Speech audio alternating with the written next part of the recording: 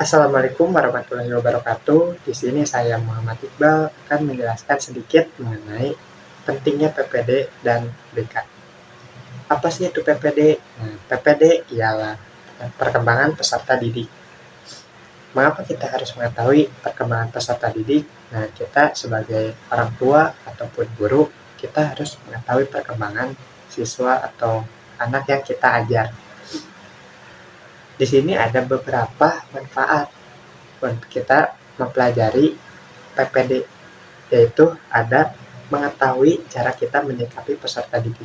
Nah, di sini kenapa kita harus tahu cara menyikapinya? Karena setiap murid atau orang yang kita ajar itu akan berbeda-beda sifat, sikap, dan karakteristiknya.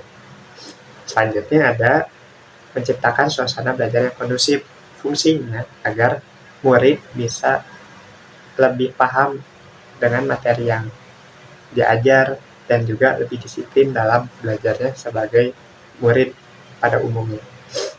Nah, selanjutnya ada meningkatkan interaksi positif dengan peserta didik. Kita sebagai orang tua ataupun guru tidak mungkin hanya berdiam saja. Kita harus ada interaksi terhadap murid ataupun anak-anak yang kita ajar. Yang selanjutnya ada menentukan metode pembelajaran yang efektif. Ini paling penting karena setiap murid yang tadi sudah dibahas mempunyai sifat yang beda-beda. Nah, kita harus mengetahui cara atau metode belajar seperti apa yang mudah mereka pahami agar mereka paham tentang isi materi yang kita bawa. Nah, di sini ada juga memberi motivasi kepada murid ataupun anak-anak yang kita ajar, yaitu peserta didik. Di situ peserta didik juga perlu akan adanya motivasi, karena adanya motivasi membuat mereka lebih semangat untuk belajar. Di sini selanjutnya ada pentingnya BK. Sebelum pentingnya BK, apa sih itu BK? BK itu adalah bimbingan konseling. Kita selalu mendengar bimbingan konseling dari mungkin dari zaman SD sampai sekarang. Nah, di SMA biasanya yang mengajar BK ataupun guru BK itu selalu memberi motivasi ataupun saran agar kita masuk universitas yang kita tuju. Nah, di sini juga ada manfaat BK bagi mahasiswa. Nah, di sini mahasiswa akan turun ke masyarakat.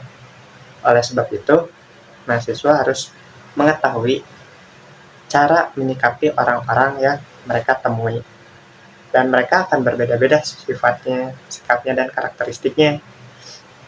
Dan juga ada dalam jurusan matematika ataupun pendidikan apapun itu, pendidikan biologi, pendidikan fisika. Nah, itu yang notabene kita akan menjadi guru ataupun dosen, kita harus mengetahui cara menyikapinya, cara berinteraksi dengan murid SD, murid SMP, murid SMP, SMA, dan mahasiswa. Itu akan berbeda.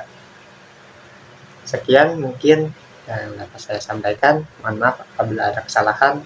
Wabillahi taufiq wal hidayah. Wassalamualaikum warahmatullahi wabarakatuh.